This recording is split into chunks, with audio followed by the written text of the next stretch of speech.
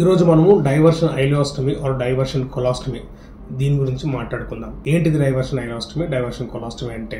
సాధారణంగా left sided colon cancer surgeries, rectal cancer surgeries లో మనం ఈ డైవర్షన్ ఐలియోస్టమీ అండ్ కొలాస్టమీ చేస్తూ ఉంటాం.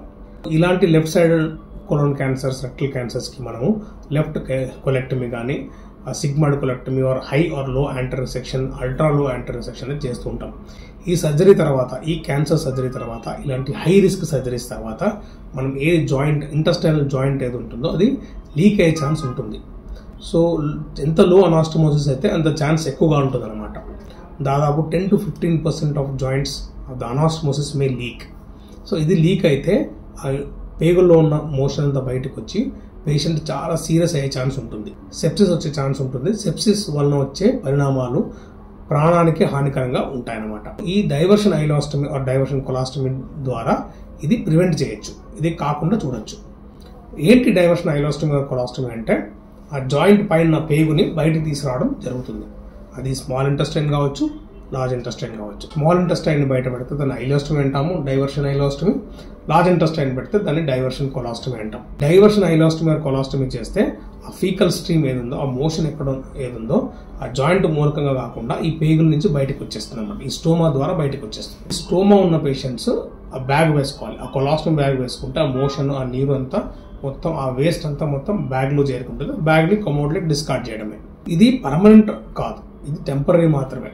సో ఇలా డైవర్షన్ చేస్తే ఆ మోషన్ అనేది కిందికి పోకుండా ఇట్లా బయటకు వస్తుంది కాబట్టి లీక్ ఉన్నా అది సెటిల్ అవుతుంది అనమాట. అది మేనిఫెస్ట్ కాకుండా, పేషెంట్ సీరియస్ కాకుండా, లైఫ్ రిస్క్ కాకుండా కాపాడుతుంది అనమాట. సో ఈ డైవర్షన్ ఐలియోస్టమీ ఆర్ డైవర్షన్ కొలాస్టమీ అనేది పేషెంట్కి చాలా చాలా ఇంపార్టెంట్ ఇలాంటి పెద్ద పెద్ద సర్జరీస్ చేసినప్పుడు.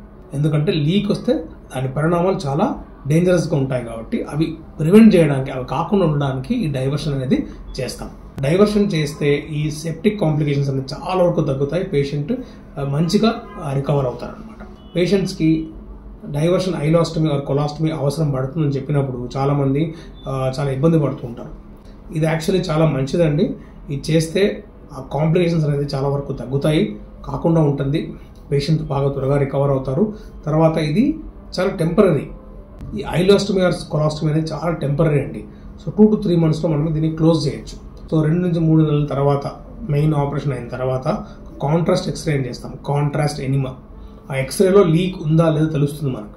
లీక్ లేకున్నప్పుడు మనము దీన్ని ఈజీగా చిన్న ఆపరేషన్ ద్వారా క్లోజ్ చేయొచ్చు అనమాట. ఐలియోస్టమీ ఆర్ కొలాస్టమీ అనేది క్లోజ్ చేస్తే మొదటిలాగానే పేషెంట్ నార్మల్ రూట్లోనే మోషన్ పాస్ చేయగలుగుతారు, ఎటువంటి ఇబ్బంది లేకుండా పాస్ చేయగలుగుతారు అనమాట. సో ఈ డైవర్షన్ ఐలియోస్టమీ ఆర్ కొలాస్టమీ అనేది చాలా చాలా ఇంపార్టెంట్ పార్ట్ ఆఫ్ ట్రీట్మెంట్.